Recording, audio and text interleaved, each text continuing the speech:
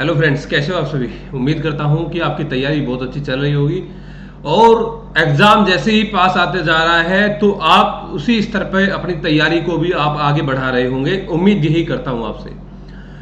दिन पर दिन कुछ ना कुछ नया आपके लिए लाने की कोशिश करता हूं। वही आज भी फिर उसी सीरीज को आगे बढ़ाते हैं और कुछ आधुनिक भारत से संबंधित महत्वपूर्ण क्वेश्चन को हम यहाँ पे डिस्कस करेंगे। इसके अलावा फिर 2-3 वीडियो के अंदर हम और आधुनिक भारत से संबंधित क्वेश्चन ही डिस्कस करेंगे।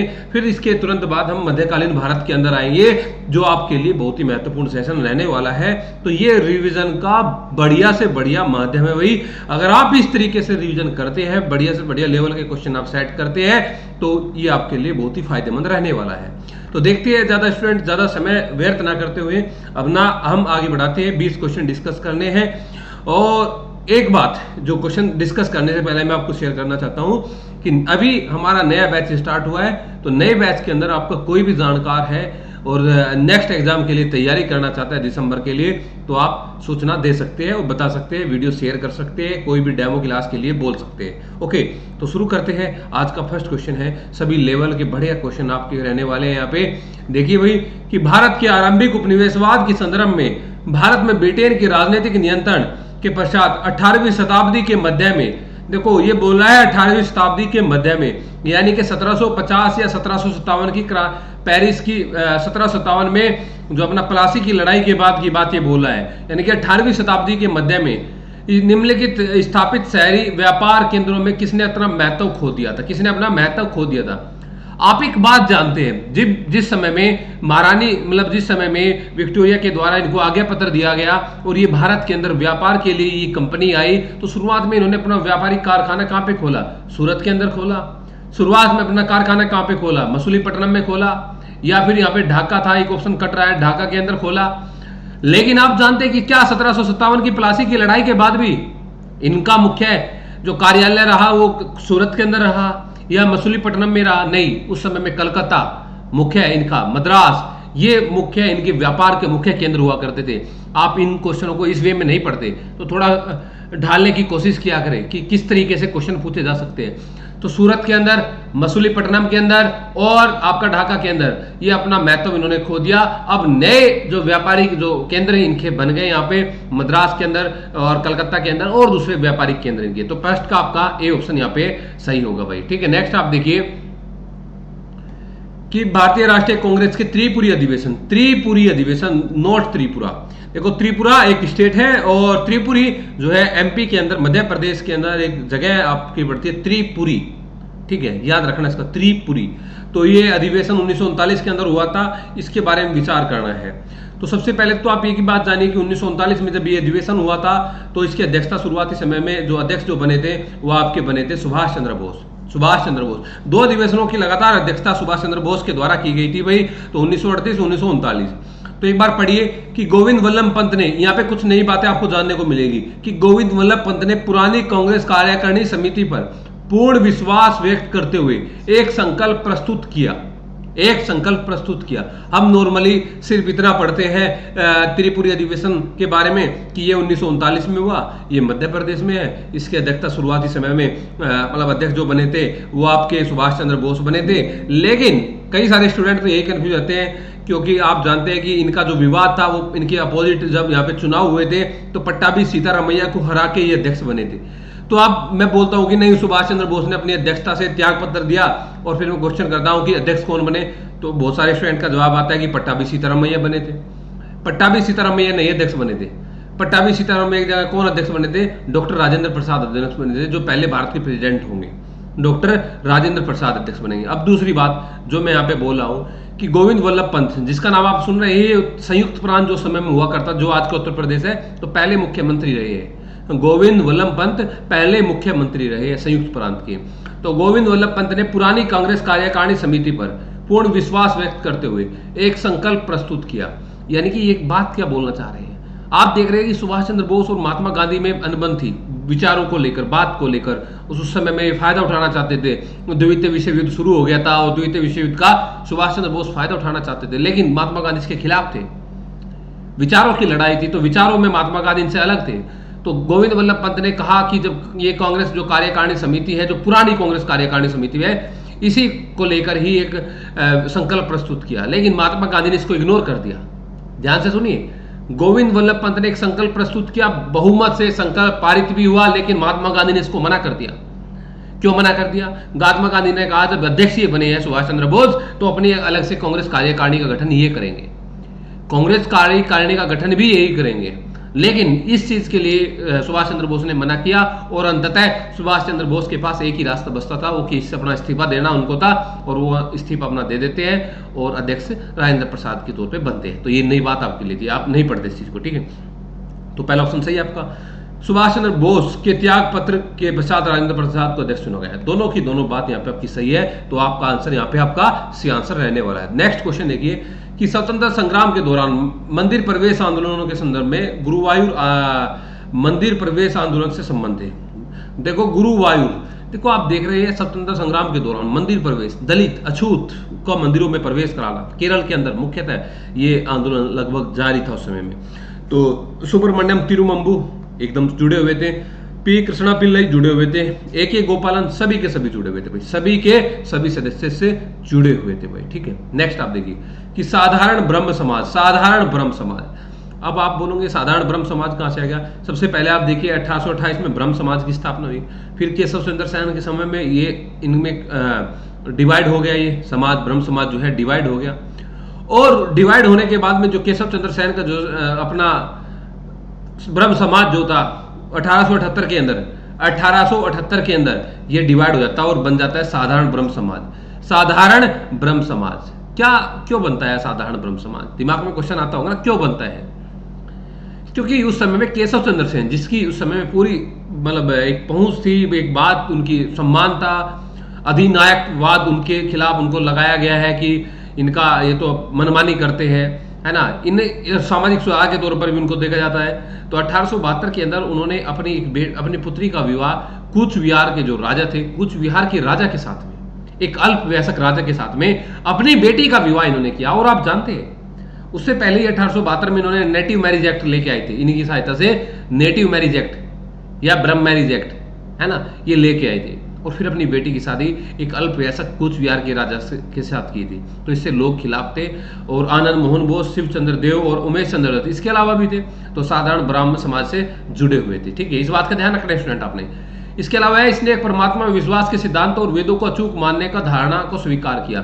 ये वेदों को अचूक नहीं मानते, ये किसी भी चीज को अचूक नहीं मानते, इस बात का ध्यान रखना है अपना, ठीक है। तो दूसरा ऑप्शन गलत है। हाँ, एक परमात्मा में विश्वास था, लेकिन ऐसा नहीं था कि वेदों में चूक नहीं है, ये अचूक मतलब चूक नहीं है, ये नहीं मानते हैं, ठीक है। दूसरा ऑप्शन गलत है। आपका यहाँ पे सही ऑप्शन सिर्फ और सिर्फ ए है, ठीक है। नेक्स्ट आप देखिए कि निम्नलिखित में से किस पुर्तगाली वायसराय ने गोवा पर कब्जा कर लिया और फारस की खाड़ी में हुर्मुज से मलाया और मलक्का और इंडोनेशिया में मसाला द्वीपों तक संपूर्ण एशियाई तट पर पुर्तगाली प्रभुत्व स्थापित किया? तो दिमाग में एकदम बात आई होगी कि पुर्तगाली साम्राज्य के अंदर वास्तविक संस्थापक था Francisco de Albuquerque, Alfonso de Albuquerque.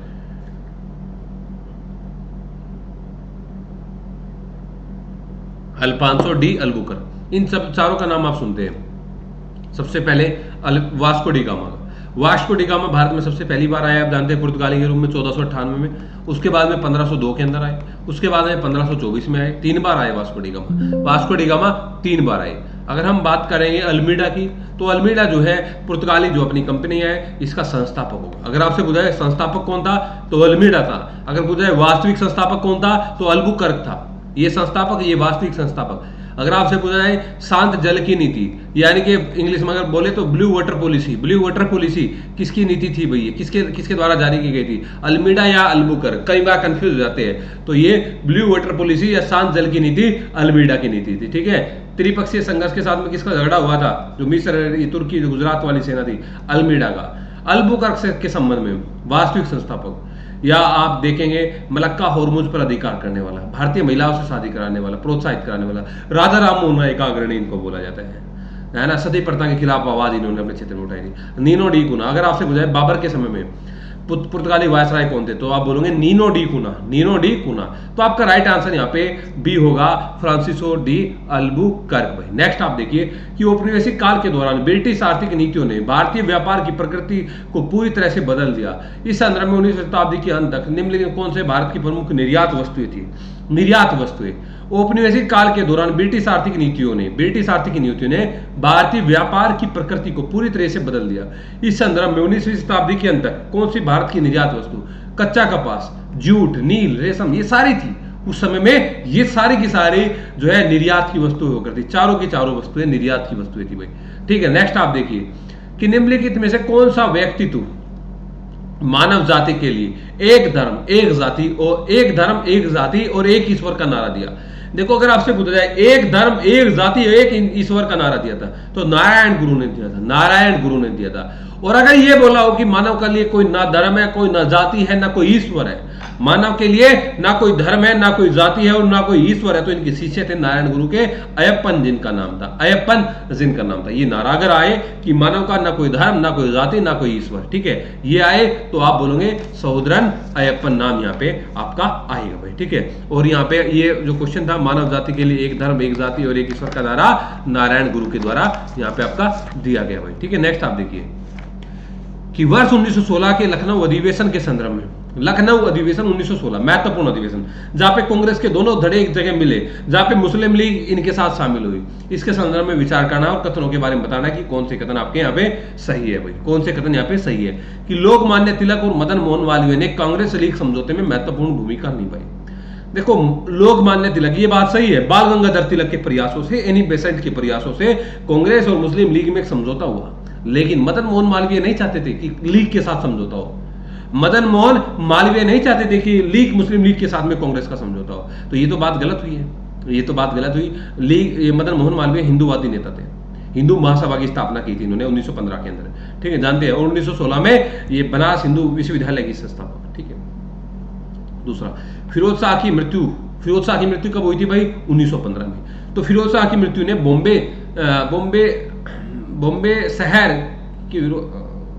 Bombay सहयोग के विरोध को कमजोर कर दिया, और जिसके कारण कांग्रेस में चरमपंथियों का विलय हो गया, जिसके कारण कांग्रेस के अंदर चरमपंथियों का विलय हो गया। तो यहाँ पे आप एक चीज देख रहे हैं, कि यहाँ पे जो क्वेश्चन आया है कि भाई यहाँ ये अपना फिरोज शाह मृत्यु की बात, बॉम्बे सरकार इसके विरोध में कमजोर कर दिया, जिसके कारण कांग्रेस चरमपंथियों का विलय हो गया। ठीक है, ये बात सही है कि कांग्रेस का विलय हो गया, फिरोज शाह मेहता इसके पक्ष में नहीं थे। ठीक है, ये बात सही है। इसकी अध्यक्षता अंबिकाचरण मजूमदार ने की थी, ये बात भी आप यहाँ पे सही है। और इस चीज को आप देखिए कि ये बात भी यहाँ पे आपकी सही सेट हो रही है। ठीक है, तो दूसरा और तीसरा यहाँ पे सही है। नेक्स्ट आप देखिए, नेक्स्ट क्वेश्चन देखिए आप, निम्नलिखित घटनाओं पर विचार करना है। किस घटना पे विचार करना है? कि ब्रिटिश वस्त्रों के आयात पर आयात शुल्क हटाना। देखो, मैंने एक बात बताई थी आपको कि जब कांग्रेस से पहले की राजनीतिक संस्था थी, उन्होंने बोला था कि जो ब्रिटिश वस्त्रों का आयात भारत के अंदर होता है उनमें आयात शुल्क लगाया जाना चाहिए। लेकिन आयात शुल्क घटाया किसने था? ये बारे में आपसे पूछा है, किसके बारे में बात कर रहे हैं? लोगों को निशस्त्र करने के लिए शस्त्र अधिनियम का अधिनियमन, यानी कि शस्त्र अधिनियम, ये लाइसेंसिंग, ये अपना ये लेके आए, शस्त्र है भाई ये, ठीक है। तो ये किसके समय में आया था? या तृतीय अफगान युद्ध का प्रारंभ, तृतीय नहीं, उस समय में द्वितीय ही था, द्वितीय के बाद में ही यहाँ पे संधि हुई थी। तृतीय तो चैम्प्सफोर्ड आ गया, यहाँ पे द्वितीय आएगा, ठीक है। और वर्नाकुलर प्रेस एक्ट का कार्यान्वयन, तो वर्नाकुलर से आप समझ गए होंगे जिसके बारे में हम बात कर रहे हैं। हम बात कर रहे हैं यहाँ पे लॉर्ड लिटन की, ओवन मेरेडिथ की, साहित्य के क्षेत्र में जिनको ओवन मेरेडिथ बोला गया। जिस समय में यहाँ पे अकाल पड़ रहा था, उस समय में यहाँ पे ये दिल्ली दरबार को सजा रहे थे, ठीक है। आगे पढ़िए कि गदर आंदोलन के संदर्भ में कथन बताना है कि कौन सा कथन सही है। गदर का पहला अंक उर्दू भाषा में प्रकाशित हुआ था, गदर का पहला अंक उर्दू भाषा के अंदर, ये बात सही है। गदर और द्वितीय विश्व युद्ध के आरंभ से आंदोलन की गतिविधियों को प्रभावित किया गया। नहीं, गदर की जो शुरुआत हुई 1913-14 के अंदर आप देख रहे हैं, तो 1913-14 में द्वितीय विश्व युद्ध नहीं था, 1913-14 में प्रथम विश्व युद्ध था। तो आपका एक गलत है भाई। कामाटा गामारू की जांच के लिए शोर समिति का गठन किया गया। ये आपके लिए बहुत ही महत्वपूर्ण क्वेश्चन है, और आपके लिए मैं ये क्वेश्चन कमेंट के लिए छोड़ रहा हूं कि आप बताइए शोर समिति में कौन कौन सदस्य शामिल थे। तीनों चारों सदस्य का नाम आपने बताना है कि कामागाटा मारू की जांच के लिए एक शोर समिति गठित हुई थी, तो आपने शोर समिति के सदस्यों को बताना है कि कौन कौन सी समिति के अंदर सदस्य थे। ठीक है, तो पहला और तीसरा इसके अंदर सही है भाई, पहला और तीसरा इसके अंदर सही है भाई। ठीक है, दूसरा यहाँ पे गलत है आपका। नेक्स्ट आप क्वेश्चन देखिए कि वर्ष 1901 में खराब स्वास्थ्य के कारण इंपीरियल लेजिस्लेटिव काउंसिल से फिरोज शाह मेहता के सेवानिवृत्त होने के बाद, ध्यान से सुनना भाई, कि वर्ष 1901 में खराब स्वास्थ्य के कारण इंपीरियल लेजिस्लेटिव काउंसिल से फिरोज शाह मेहता के सेवानिवृत्त होने के बाद, ध्यान रखना इसके बाद, उनके स्थान पर निर्वाचित हुए। उन्होंने अपने बजट भाषणों के लिए प्रसिद्ध प्राप्ति की जो समाचार पत्र बड़े पैमाने पर रिपोर्ट किए जाते थे, उनके पाठक सुबह के अखबार की व्याग्रता से प्रतीक्षा करते थे। सुबह के अखबार की बहुत ही व्याग्रता से यहाँ पे प्रतीक्षा करते थे। उनके आजीवन राजनीतिक प्रतिद्वंदी बाल गंगाधर तिलक ने उनकी अंत्येष्टि पर कहा कि भारत का यह हीरा, महाराष्ट्र का यह रतन, कार्यकर्ताओं का यह राजकुमार, अंतिम संस्कार भूमि का यह शाश्वत मुद्रा में निमग्न है। बताइए ये बातें किसके बारे में बोली जा रही है, बताइए ये बातें किसके बारे में बोली जा रही है। तो देखो ध्यान से सुनना कि भाई उनकी सेवा इंपीरियल लेजिस्लेटिव काउंसिल से फिरोज शाह मेहता के सेवानिवृत्त होने के बाद वे उनके स्थान पर निर्वाचित हुए। उनके अपने बजट भाषणों के लिए प्रसिद्धि प्राप्त की, है ना। उनके अखबार की सब प्रतीक्षा करते थे। भारत का यह हीरा, महाराष्ट्र का यह रतन, तो किसके बारे में बोली जा रही है बात? कार्यकर्ताओं का यह है राजकुमार। देखो एक ही बात, मतलब एक ही स्टेटमेंट के अंदर सारी बातें बोल दी गई है। तो ये बात जो बोली जा रही है तो गोपाल कृष्ण गोखले के बारे में, गोपाल कृष्ण गोखले के बारे में बात है, जो महात्मा गांधी के राजनीतिक गुरु जो अपने थे। नेक्स्ट आप देखिए कि इंडियन एसोसिएशन ऑफ कलकत्ता के संदर्भ में विचार करना है। इसने भारतीय सिविल सेवा परीक्षा के लिए उम्मीदवारों की आयु घटाने का विरोध किया। आप एक चीज देख रहे हैं, तो सबसे पहले तो ये पता हो कि इंडियन एसोसिएशन ऑफ कलकत्ता की स्थापना तो सुरेंद्र नाथ बैनर्जी आनंद मोहन बोस, कब? 1876 के अंदर। और जिस समय में सिविल सेवा में भारतीयों को मौका मिला, उस समय में भारतीयों की आयु अधिकतम 23 वर्ष हुआ करती थी, और ये धीरे धीरे करके लॉर्ड लिटन के समय में इसको 23 से 19 वर्ष लेके आ गए थे, और ये उसी समय की घटना है। तो ये भारतीयों की आयु सीमा घटाने का विरोध ये कर रही थी, बात सही है। दूसरी, किसने उच्च प्रशासनिक पदों के भारतीयकरण की मांग की? इसने उच्च प्रशासनीय पदों के भारतीयकरण की मांग की। ये भी बात है कि भारतीयों को उच्च पदों पर पहुंचाने की मांग इन्होंने की। तीसरी बात कि भारतीय शास्त्र अधिनियम 1878 के पक्ष में एक अभियान चलाया। पक्ष में नहीं थे ये, विपक्ष में थे, ये विरोध में थे। ये पक्ष में नहीं थे, ये विरोध में थे। ठीक है, तो पहला और दूसरा यहाँ पे आपका सही है, तीसरा आपका यहाँ पे सही नहीं है भाई। ठीक है, याद रखना है इस बात को आपने। नेक्स्ट आप देखिए कि सूरत में कांग्रेस के विभाजन के लिए उत्तरदायी घटनाओं के संदर्भ में निम्नलिखित में कौन सा कथन सही नहीं है? देखिए सूरत फूट 1907 के अंदर कौन सा कथन सही नहीं है? कि चरमपंथियों को अलग थलग करने के लिए अंग्रेजों द्वारा पुरस्कार और दंड की नीति को अपनाया गया था। यह बात सही है। चरमपंथियों को यानी कि गर्मपंथियों को अलग करने के लिए उनको दंड की नीति को अपनाया गया था। ठीक है, या नरमवादियों के लिए उदार व्यवहार अंग्रेजों का था। और लॉर्ड मिंटो और जॉन मार्ले ने 1906 की शुरुआत में विधान परिषदों में नए सुधारों की पेशकश की और नरमपंथी सरकार के सहयोग के साथ, देखो नरमपंथियों का सहयोग किया, मुस्लिम लीग की स्थापना की। ये बात भी सही है। अरविंदो घोष, गोपाल कृष्ण गोखले, फिरोज शाह मेहता उदारवादी दल के नेता थे। अगर आपको नहीं पता कि अरविंदो घोष गर्म दल के नेता थे तो आप गलत कर दोगे, आप इस क्वेश्चन को गलत कर दोगे कि अरविंदो घोष गर्म दल के नेता, तो ये आपका गलत हो गया। 1906 में एक क्वेश्चन मेरा यहां से आपसे बनता है, बताइए सुरेंद्र नाथ बैनर्जी गर्म दल से थे या नरम दल से थे? सुरेंद्र नाथ बैनर्जी गर्म दल या नरम दल से थे। ठीक है, नेक्स्ट आप देखिए कि 1906 में कांग्रेस के कोलकाता अधिवेशन में स्वदेशी बहिष्कार, राष्ट्रीय शिक्षा और स्वशासन की मांग, ये चार बातों को याद रखना है। स्वदेशी बहिष्कार, राष्ट्रीय शिक्षा और स्वशासन की मांग, चार समझौतों को प्रस्ताव पारित किया था 1906 में कांग्रेस के कलकत्ता अधिवेशन में स्वदेशी बहिष्कार, राष्ट्रीय शिक्षा और स्वशासन की बात। ठीक है, तो ये सही है। तो तीसरा ऑप्शन यहाँ पे आपका गलत है, तीसरा ऑप्शन यहाँ पे आपका गलत है भाई। ठीक है, नेक्स्ट अंग्रेजों की विस्तारवादी नीति के संदर्भ में निम्नलिखित घटनाओं को सबसे प्रारंभिक घटनाओं से शुरू करते हुए क्रम में लगाइए। देखिए भाई कि सिंध का विलय, पंजाब का विलय, झांसी का विलय, आप जानते हैं सिंध का विलय 1843 एलन बैरो के समय में, पंजाब के विलय 1849 में, उसका बाद डलहौजी के समय में, झांसी का विलय 1853 में, डलहौजी के समय में। तो क्रम से लगे हुए हैं, ये तो क्रम से लगे हुए, फर्स्ट, सेकंड और थर्ड, ये आपका क्रम से लगा हुआ है। नेक्स्ट आप देखिए कि ये आपके लिए महत्वपूर्ण क्वेश्चन है कि एक तरफ समाचार पत्र है और दूसरी तरफ उनके संबंधित व्यक्तित्व यहाँ पे दिए गए हैं कि कौन से समाचार पत्र से संबंधित कौन से व्यक्तित्व आपके यहाँ पे जुड़े हुए थे। तो हितवाद गोपाल कृष्ण गोखले। देखो गोपाल कृष्ण गोखले से संबंधित आप जानते हैं कि ये अपना जो था अपना सर्वेंट ऑफ इंडियन सोसाइटी, ये जानते हैं, लेकिन हितवाद याद रखना है, हितवाद से कौन जुड़े हुए थे, ये अपने गोपाल कृष्ण गोखले से जुड़े हुए थे। दूसरी बात हितेच्छु, ये कुछ नए वर्ड हैं आपके लिए, कुछ नए समाचार पत्र हैं, तो आप जहां पढ़ते हैं ना उनको वहीं पे ऐड कर लिया करें, हितेच्छु। तो हितेच्छु से चितरंजन दास नहीं थे, सीआर दास नहीं थे, इससे कौन जुड़े हुए थे, गोपाल हरि देशमुख जुड़े हुए थे, जिसने लोकहितवादी के नाम से भी जाना इनको जाना गया। अच्छा, अगर मैं पूछूं और कौन कौन सा स्रोत मिलता है गोपाल हरि देशमुख से संबंधित, तो आप बोलोगे प्रभाकर, और बोलो तो और बोलोगे आप ज्ञान प्रकाश या इंदु प्रकाश भी इनसे मिलता है। ठीक है, तो ये हितेच्छु, गोपाल हरि देशमुख। ठीक है, नेक्स्ट सुधारक, तो बाल गंगाधर तिलक नहीं थे, बाल गंगाधर मराठा केसरी थे। सुधारक से कौन थे, कमेंट में आंसर दीजिए। मैं पूछ रहा हूं आपसे कि सुधारक से कौन व्यक्ति जुड़े हुए थे। तो यहाँ पे तो आपका सही सिर्फ एक ही है, केवल एक ही यहाँ पे आपका सही उत्तर है भाई। नेक्स्ट आप देखिए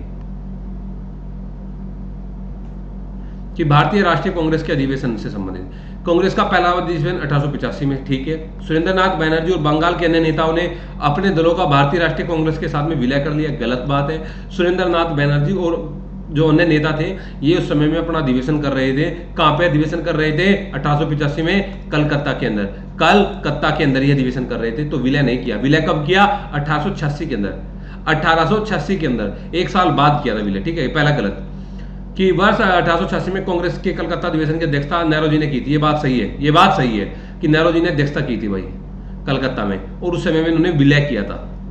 और कलकत्ता अधिवेशन की पहली महिला स्नातक कादम्बिनी गांगुली ने वर्ष 1887 में कांग्रेस के तीसरे अधिवेशन में अध्यक्षता की। ये बात भी गलत है, ये बात भी आपकी गलत है, क्योंकि इन्होंने अध्यक्ष जो अपने अधिवेशन को संबोधित किया था वो 1890 के अंदर। ठीक है, छठे अधिवेशन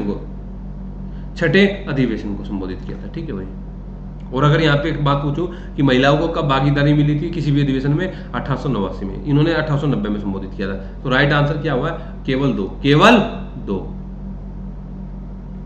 नेक्स्ट कि 1857 के विद्रोह के बाद सेना में किए गए परिवर्तन के संदर्भ में निम्नलिखित कथनों पर विचार करिए। क्या क्या परिवर्तन किए गए कि कंपनी के यूरोपीय सैनिकों को क्राउन की सेवाओं के लिए स्थानांतरित कर दिया।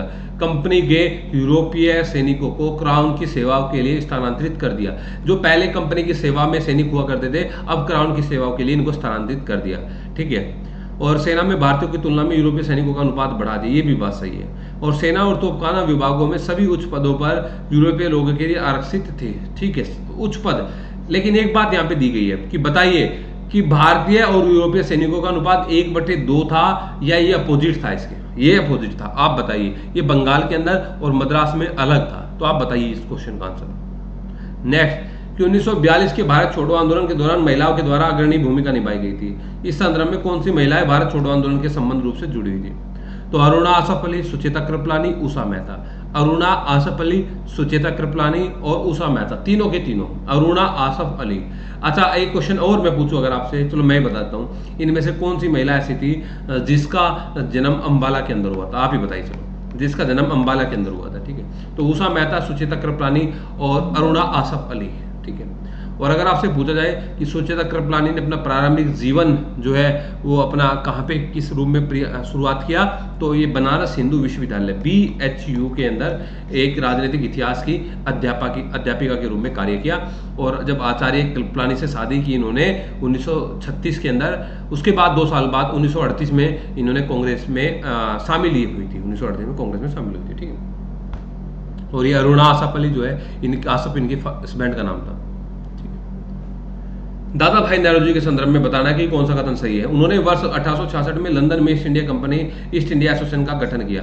लंदन में ईस्ट इंडिया एसोसिएशन का गठन किया, ठीक है, लंदन में ईस्ट इंडिया एसोसिएशन का गठन किया, तो ये बात सही है। 3 बार भारतीय राष्ट्रीय कांग्रेस के अध्यक्ष है, ये बात जानते हैं, नॉर्मल होगी। 1886, 93 और 1906 के अंदर। 1904 में अंतरराष्ट्रीय समाजवादी कांग्रेस में भाग लिया, ये बात तो सही है कि 1904 में इंटरनेशनल सोशलिस्ट कांग्रेस में भाग लिया, लेकिन पूर्ण स्वराज्य की बात वहां पे नहीं की थी। वहां पे पूर्ण स्वराज्य की बात इन्होंने नहीं की थी, इस बात का याद रखना है। वहां पे किस बारे में बोले थे ये अंतरराष्ट्रीय समाजवादी कांग्रेस में? धन निकासी पर बोले थे, ये धन निकासी पर बोले थे, और स्वशासन और उत्तम व्यवहार की बात इन्होंने वहां पे की थी भाई। तो यहाँ पे पहले 2 ऑप्शन सही है, पहला और दूसरा ऑप्शन यहाँ पे आपका सही है भाई। और आज का लास्ट क्वेश्चन आपका कि निम्नलिखित में से कौन से व्यक्ति थे 1920 के दशक में बंगाल क्षेत्र में उभरे क्रांतिकारी समूह चटगांव से संबंधित थे? तो सूर्यसेन, प्रीतिलता वाडेकर या लोकनाथ बल या कल्पना दत्त, सारे के सारे सदस्य हैं। ये आपके लिए नया हो सकता है, तो आपको ये याद रखना है कि लोकनाथ बल, लोकनाथ बल याद रखना, बल नहीं है, बल है, लोकनाथ बल है। तो इसको आपने क्या है, जो नया नाम मिलता है ना, उसको आप ऐड कर लिया करें अपने बुक में, उसको आप ऐड कर लिया करें, यही आपके लिए कुछ नई चीज होगी भाई। तो इस पे काम करें। तो ये आज आपके 20 क्वेश्चन थे, और आपका आज टेस्ट होने वाला है। अगर आप में से कोई स्टूडेंट जो नया है और टेस्ट से जुड़ना चाहता है, तो व्हाट्सएप कर सकते हैं दिए गए नंबर पर 7031313142 पर। ओके भाई, चलो ठीक है, मिलते हैं नेक्स्ट वीडियो में, तब तक के लिए थैंक्स, जय हिंद।